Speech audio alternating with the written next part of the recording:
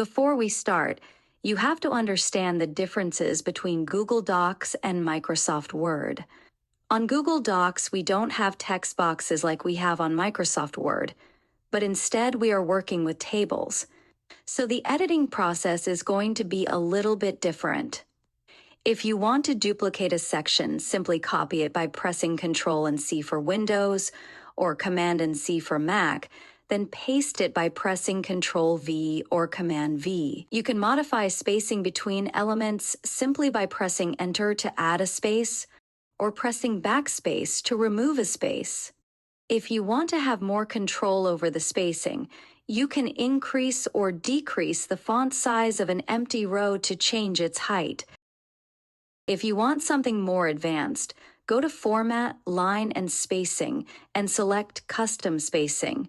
You can add spacing before or after an element with your specific value. If you want to increase or decrease the width of your sidebar, simply select the line and drag it to the left or to the right. You can also make the header smaller.